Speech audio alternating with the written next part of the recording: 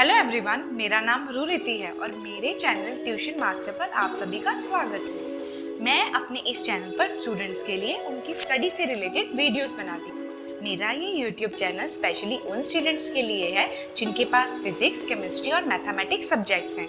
मेरे इस चैनल पर स्टूडेंट्स को ट्यूशन जैसे ही बेनिफिट्स मिलते हैं, वो भी बिल्कुल फ्री में। तो देर किस बात की, मेरे सभी वीडियोस को देखने के लिए मेरे चैनल को सब्सक्राइब करें, साथ ही बेल आइकन को भी प्रेस करें ताकि मेरी हर नई वीडियो का नोटिफिकेशन आपको सबसे पहले मिले। और हाँ, अगर ये वीडियो आपको पसंद आए तो इस वीडियो को लाइक करें और अपने फ्रेंड्स के साथ शेयर करना मत भूलिएगा। तो चलिए आज का टॉपिक शुरू करते हैं।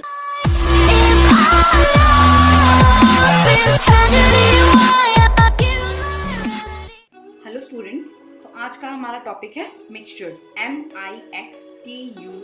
MIXTURES mixtures. ओके, हमने इससे पहले मैटर के अलग अलग दो पार्ट्स डिस्कस किए थे। मैटर को बिल्कुल क्लासीफाई किया था, मैटर की जितनी स्टेट्स होती हैं उनको क्लासीफाई किया था। मेरी पार्ट 1 और पार्ट 2 की वीडियोस में आपको वो मिल जाएगा। उसके बाद हमने मैटर की कुछ प्रॉपर्टीज़ डिस्कस करी थी, जिसमें मैटर में हमने डिसाइड किया था कि मैटर कहाँ कहाँ हम यूज़ करते हैं, क्या क्या मॉडर्न केमिस्ट्री के क्या क्या प्रॉपर्टीज़ हैं, ये सब हमने डिस्कस किया था। उसके बाद हमने मैटर को क्लासीफाई किया था कुछ वेज में। एक तो था प्योर सब्सटेंसेस, दूसरा था मिक्सचर्स। प्योर सब्सटेंसेस की वीडियो हमने पहले से ही मेरे चैनल की प्लेलिस्ट में है, आप वहाँ जाके देख सकते हैं। अब दूसरा जो टॉपिक उसमें था वो था मिक्सचर्स। तो आज का टॉपिक शुरू करते हैं। सबसे पहले नजर डालते हैं इसकी डेफिनेशन के ऊपर। And a material obtained by mixing two or more substances in any indefinite proportion is called mixture. ऐसा मटेरियल जो ऑब्टेन हुआ है जब हमने दो या दो से ज़्यादा सब्सटेंसेस को इनडेफिनेट प्रोपोर्शन में मिक्स किया है या मिलाया है, तो उसे हम बोलते हैं मिक्सचर, इज कॉल्ड मिक्सचर।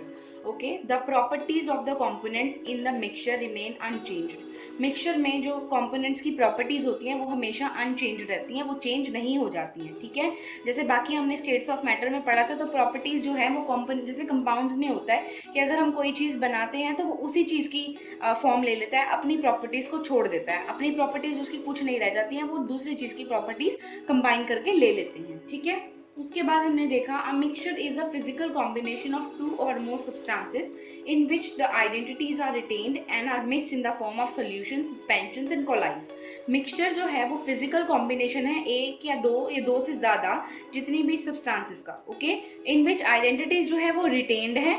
और वो मिक्सचर किस फॉर्म में हमें मिलता है, मिक्सड किस फॉर्म में होता है, सोल्यूशन, सस्पेंशन या कोलाइड्स में। ओके, सबसे पहले हमने बात करी कि मिक्सचर क्या होता है। ओके, मिक्सचर क्या है, a material obtain by mixing two or more substances. दो या दो से ज़्यादा सब्सटेंसेस को जब मिक्स करते हैं, ऑब्टेन बनाते हैं, किसी मटेरियल को ऑब्टेन करते हैं इनडेफिनेट प्रोपोर्शन में, तो उसे हम मिक्सचर बोलते हैं। मिक्सचर में कभी भी कंपोनेंट की प्रॉपर्टीज अनचेंज रहती हैं, कभी भी चेंज नहीं होती हैं।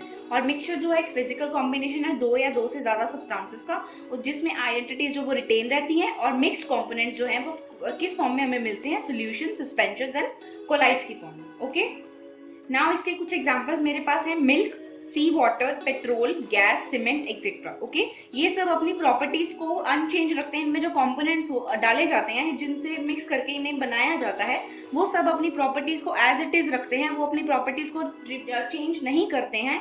अब हम बात करते हैं टाइप्स ऑफ मिक्सचर के बारे में। मिक्सचर के कितने टाइप्स होते हैं हमें पता है। मिक्सचर के कॉमनली दो टाइप्स होते हैं। सबसे पहला टाइप होता है होमोजीनियस मिक्सचर, दूसरा होता है हेट्रोजीनियस मिक्सचर। होमोजीनियस मिक्सचर यानी HOMO, homogeneous, GENEOUS, homogeneous mixture. Okay, next one is heterogeneous mixture, HETERO, heterogeneous mixtures. Okay, अब इसका कुछ एग्जाम्पल मैं आपको दिखाती हूँ। Heterogeneous mixture and homogeneous mixture. Homogeneous mixture इस तरह से क्लोजली पैक्ड होते हैं और वो एक क्लासिफाइड वे में होते हैं। हेट्रोजीनियस मिक्सचर में वो आयंस इधर उधर मूव कर रहे होते हैं, इनकी कोई क्लासिफाइड वे नहीं होती है। ये हम आगे फर्दर जो अगली स्लाइड्स में हम इसे अच्छे से डिस्कस करेंगे कि होमोजीनियस मिक्सचर कौन से होते हैं और हेट्रोजीनियस मिक्सचर कौन से होते हैं। ठीक है, तो होमोजीनियस मिक्सचर के बारे में बात करते हैं। इसकी डेफिनेशन देखते हैं। सबसे पहले, a mixture is said to be homogeneous if it has uniform composition through out.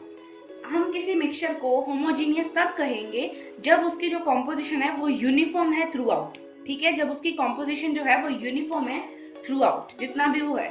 And they are no visible boundaries of separation, और उनकी विजिबल बाउंड्री सेपरेशन की हमें विजिबल नहीं है, उनकी बाउंड्रीज ऑफ सेपरेशन हमें विजिबल नहीं है।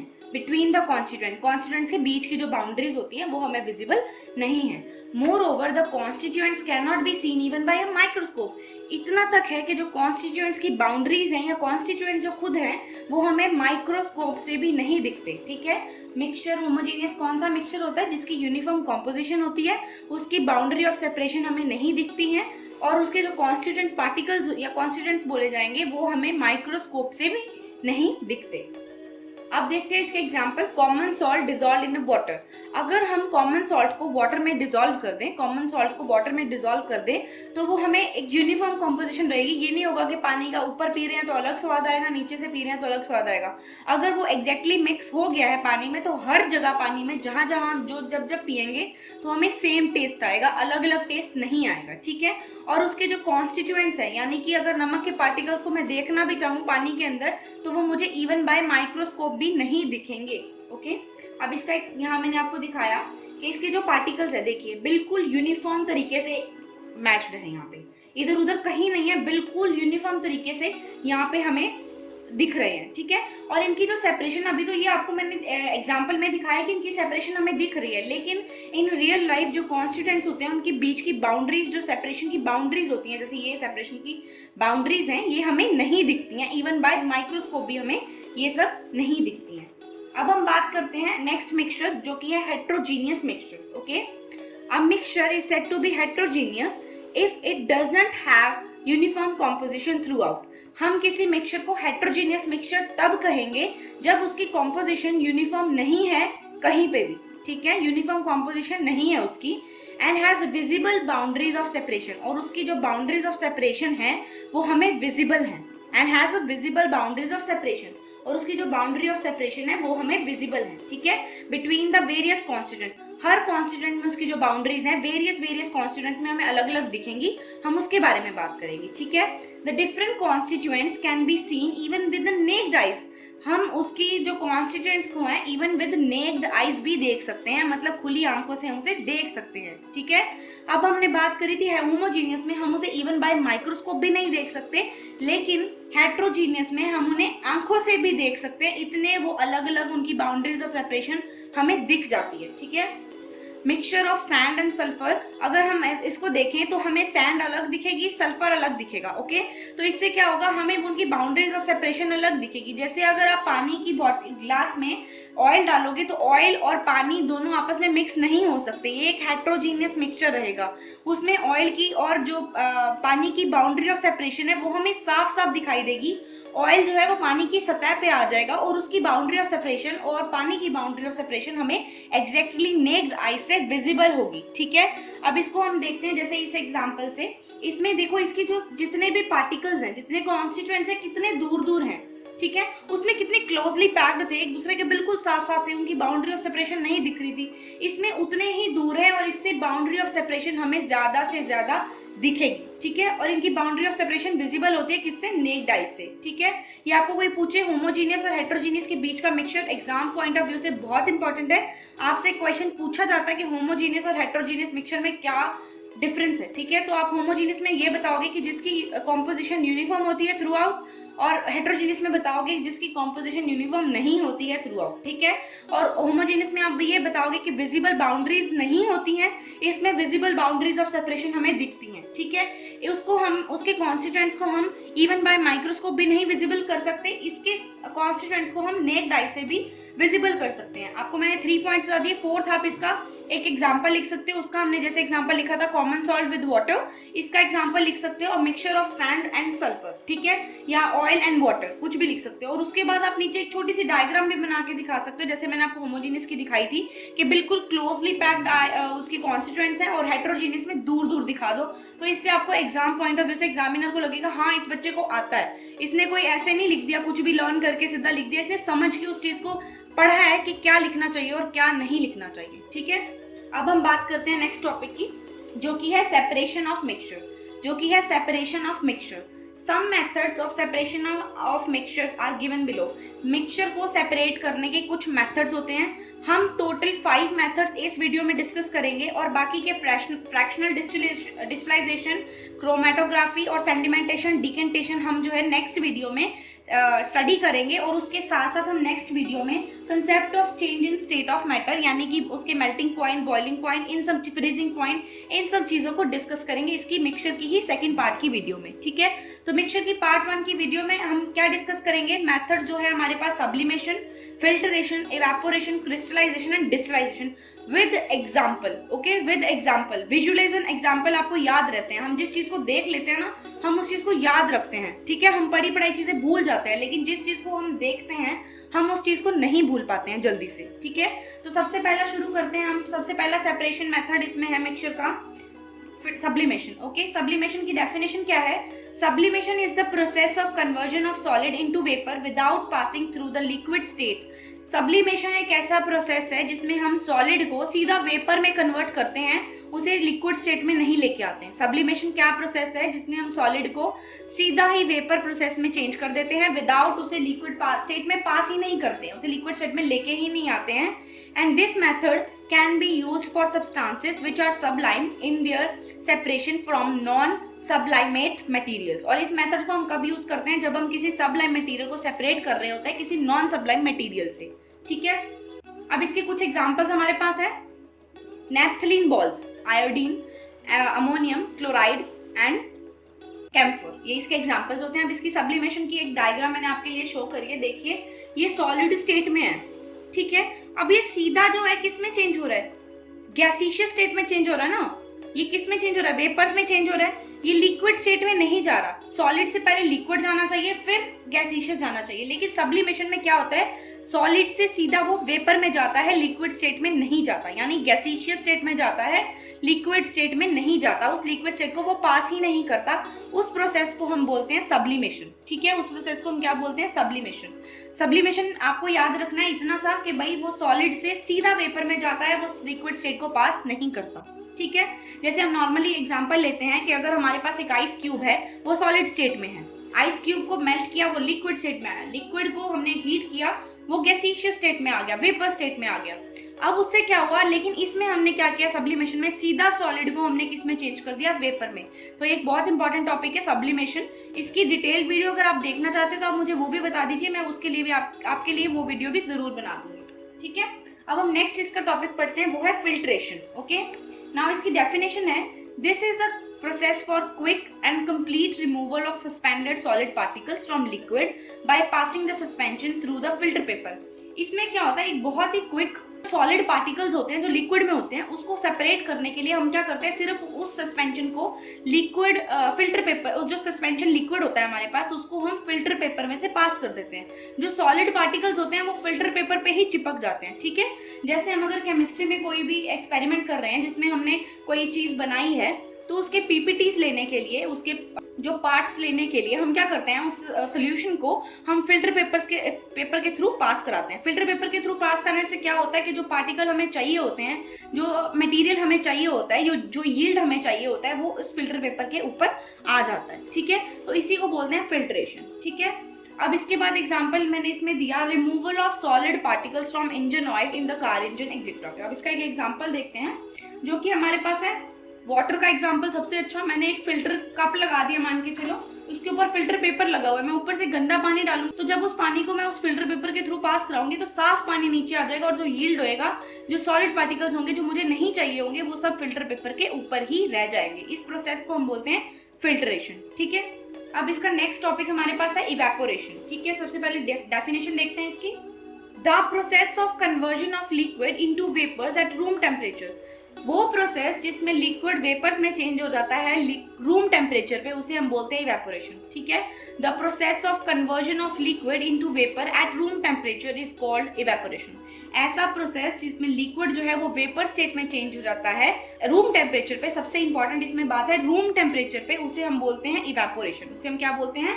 इवेपोरेशन। ठीक है, अब इवेपोरेशन कॉजेस कूलिंग। इवेपोरेशन से क्या होता है? कूलिंग होती है। इवेपोरेशन से क्या होती है? कूलिंग होती है। ठीक है, सबसे ज्यादा इसका आज का एग्जाम्पल हमारा है गर्मियों में, जब हम पानी जो है वो मिट्टी के घड़े में रखते हैं। Water kept in earthen pot become cool because of this process. इस वजह से मिट्टी के घड़े का जो पानी समर में हम रखते हैं, समर की गर्मी की वजह से वो जो गर्म पानी है वो इवेपोरेट होता है, उस वजह से कूलिंग कॉज होती है, जिससे हमें जो मिट्टी के घड़े का पानी है वो ठंडा मिलता है। ठीक है, तो ये प्रोसेस होती है मिट्टी के घड़े में पानी ठंडा होने की गर्मियों में।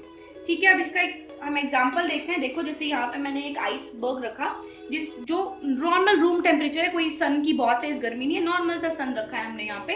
देखो सन बिल्कुल ज्यादा चमक नहीं रहा है, नॉर्मल है। तो वो क्या कर रहा है, इवेपोरेट कर रहा है। देखो इवेपोरेट करने के बाद वो नीचे पानी गिरा रहा है। ठीक है, पानी गिरा रहा है नीचे, ठीक है, ऊपर वेपर्स की तरह उड़ तो रहा है, लेकिन वो क्या कर रहा है, रूम टेम्परेचर पे ही उड़ रहा है, जिस वजह से इवेपोरेशन क्या कॉज कर रहा है, कूलिंग कॉज कर रहा है। ठीक है, तो ये हमारा प्रोसेस होता है इवेपोरेशन। ये हमारा प्रोसेस होता है इवेपोरेशन। ठीक है, नेक्स्ट टॉपिक इसमें है क्रिस्टलाइजेशन। ये बहुत ही इंटरेस्टिंग टॉपिक है हमारे पास, क्रिस्टलाइजेशन। इसकी डेफिनेशन पढ़ते हैं। It is the process of atoms or molecules arranged into well-defined rigid crystal lattice in order to minimize their energetic state। ये ऐसी प्रोसेस है जिसमें एटम्स या मॉलिक्यूल्स अपने आप को वेल डिफाइंड और रिजिड क्रिस्टल की स्टेज में ले आते हैं, अपने एनर्जिक स्टेट को मिनिमाइज करने के लिए, एनर्जेटिक स्टेट को मिनिमाइज करने के लिए। The smallest entity of crystal lattice is called unit cell. सबसे छोटी जो इकाई क्रिस्टल लैटिस में होती है उसे हम बोलते हैं यूनिट सेल। ठीक है, during crystallization atoms and molecules bind together with well defined angles. इस प्रोसेस के द्वारा यानी क्रिस्टलाइजेशन के द्वारा एटम्स और मॉलिक्यूल्स आपस में जो बॉन्ड बनाते हैं, जब बाइंड करते हैं आपस में, तो वेल डिफाइंड एंगल्स के थ्रू बाइंड करते हैं। मतलब ये नहीं कि इसका ये एंगल बन रहा है उसका वो एंगल कर रहा है, एक यूनिफॉर्म एंगल बनाते हैं to form a characteristic crystal shape with smooth surface and faces। ऐसा क्रिस्टल शेप फॉर्म करते हैं जिससे वो जो सारा है वो एक जैसा दिखे। ठीक है, जब बर्फ भी होती है, जब बर्फ बनती है पानी से, तो एक जैसी बनती है, ये नहीं कि यहाँ कम बन रही है वहां ज्यादा बन रही है। टेम्परेचर अगर सेम है, बाहर की एटमॉस्फेरिक कंडीशन सेम है, तो वो बर्फ एक जैसी ही बनेगी। अब जैसे ये क्रिस्टलाइजेशन की एक एग्जांपल है, देखिए एक साथ ही उन्होंने सारे जो क्रिस्टल्स हैं उनको क्रिस्टलाइज फॉर्म में कर दिया। अब इसमें हमारा लास्ट टॉपिक जो है वो है डिस्टिलाइजेशन। ठीक है, ये बहुत इंपॉर्टेंट टॉपिक है, इसका एक्सपेरिमेंट भी होता है हमारे पास, वो भी मैं आपको थोड़ा सा एक्सप्लेन करूंगी, जस्ट क्या होता है क्या नहीं होता। पहले हम इसको डिस्कस करेंगे कि ये है क्या, इसको क्या, इसमें क्या करते हैं, वो सब डिस्कस करते हैं। सबसे पहले distillation is the purification method for liquid. सबसे पहला डिस्टिलाइजेशन प्यूरिफिकेशन मेथड किसके लिए है, लिक्विड्स के लिए। ठीक है, and can separate components of mixture if they have significantly different boiling points. और तभी उन्हें सेपरेट कर सकता है जब उन सबका जो कंपोनेंट्स उसके अंदर है मिक्सचर के, उन सबका बॉइलिंग पॉइंट डिफरेंट होगा। ठीक है, इन डिस्टिलाइजेशन क्या होता है, अब liquid is boiled in the distilling flask. एक लिक्विड को बॉयल किया जाता है, डिस्टिलिंग फ्लास्क बोली जाती है उसमें। Then the vapours travel into another section of the apparatus where they come into contact with cool surface। अब क्या करते हैं, जब वेपर जो है वो ट्रैवल करते हैं, दूसरे सेक्शन में जाते हैं, वहां पे जो apparatus होता है वहां किसके कॉन्टेक्ट में आते हैं, किसी कूल सरफेस के कॉन्टेक्ट में आ जाते हैं। The vapours condense on this cool surface. इस सरफेस पे वेपर्स क्या करते हैं, कंडेंस करते हैं अपने आप को, कम करते हैं, मतलब वेपर्स को पानी की शेप में आ जाते हैं, मतलब ठंडा करते हैं अपने आप को, समझ रहे हो। And the condense liquid called distillate. इस कंडेंस लिक्विड को हम क्या बोलते हैं, distillate. Okay, drips into reservoir separated from the original liquid. अब वो क्या है, ओरिजिनल लिक्विड से तो सेपरेट है। ठीक है, इन द सिंपलेस्ट टर्म, सीधी सीधी भाषा में समझाया जाए तो डिस्टिलाइजेशन जो होता है involves a boiling a liquid. Distillation में हम एक लिक्विड को बॉइल करते हैं, देन कंडेंसिंग द गैस। उसके बाद जो गैस उसमें से निकलती है उसे कंडेंस करते हैं, उसके बाद कलेक्टिंग द लिक्विड, उसके बाद हम लिक्विड को कलेक्ट कर लेते हैं। समझे मेरी बात को। डिस्टिलाइजेशन क्या है, क्या इन्वॉल्व करता है, boiling a liquid, condensing the gas and collecting the liquid. Okay, boiling a liquid, condensing the gas and collecting the liquid. अब इसका एग्जांपल मैं आपको यहीं दिखाती हूँ, जो कि है, देखिए इससे हीट हो रहा है। ये जो है ये हमारे पास क्या है, ये जो हमारे पास क्या है, फ्लास्क, डिस्टिलिंग फ्लास्क हमने बोला था, ये फ्लास्क है, नीचे हीट सोर्स है। अब ये यहाँ से इवेपोरेट हो रहे हैं, दिख रहे हैं आपको, छोटे छोटे भाप के जैसे उड़ते हैं तब ये उड़ रहे हैं। ठीक है, अब यहाँ से पास हो रहे हैं, देखो अब यहाँ जो ये सब्सटेंसेस लगे हैं ये कूल सरफेस करने के, उनको कूल गैस पास करने के लिए, समझे, उनको कंडेंस करने के लिए। यहाँ इस ट्यूब में उनकी कंडेंसेशन फॉर्म हो रही है। ठीक है, वो कंडेंस कर रहे हैं, मतलब वो लिक्विड फॉर्म में आ रहे हैं। उसके बाद आने के बाद वो यहाँ पे इस फ्लास्क में इस फ्लास्क में क्या कर रहे हैं, रिजर्वर, ये इसे रिजर्वर बोला जाता है। इसमें वो ओरिजिनल लिक्विड से अलग, अब ये देखिए ओरिजिनल लिक्विड तो किस कलर का है, ब्लैक कलर का, एग्जैक्टली ब्लैक कलर का, ओके। तो लेकिन ये वेपर हो रहा है, तो ये पानी तो किस कलर का आ रहा है, व्हाइट कलर का। मतलब उसकी जितनी भी इम्प्योरिटीज थी वो वेपर्स के रूप में जब हट गई, वेपर्स में सिर्फ प्योर स्टेट आई, और उसके बाद रिजर्वर में हमने उसको फिल्टर कर लिया, तो वो हमारे पास प्रोसेस होगी डिस्टिलाइजेशन, ठीक है। तो इसके साथ ही हमारी ये वीडियो फिनिश होती है। अब इस वीडियो में आपने जो जो प्रोसेसेस पढ़े सेपरेशन ऑफ मिक्सचर के, उसके 3 पार्ट्स हमारे पास रह गए हैं, जो कि है फ्रैक्शनल डिस्टिलाइजेशन, क्रोमेटोग्राफी, और उसके बाद हमारा लास्ट टॉपिक जो उसमें रह गया था वो था सेडिमेंटेशन एंड डिकेंटेशन, ओके। उसके बाद हम ये सब तीनों टॉपिक मैं इसकी पार्ट 2 की वीडियो में डिस्कस करूंगी आपके साथ, और उस पार्ट 2 की वीडियो में आपके साथ कंसेप्ट चेंज इन स्टेट का कंसेप्ट पढ़ेंगे, जिसमें melting point, boiling point, freezing point, evaporation, condensation, ये सब थ्योरीज को हम डिस्कस करेंगे, ठीक है। तो पार्ट 2 की वीडियो भी आपको मेरी प्लेलिस्ट में मिल जाएगी। तो स्टूडेंट्स, ये था हमारा आज का टॉपिक। उम्मीद है आपको आज का टॉपिक अच्छी तरह से समझ आ गया होगा। फिर भी इस टॉपिक से रिलेटेड आपकी कोई क्वेरी या क्वेश्चन हो तो आप मुझे इंस्टाग्राम पर मैसेज भेज सकते हैं। और हाँ, अपने चैनल ट्यूशन मास्टर को सब्सक्राइब करना मत भूलिएगा। धन्यवाद।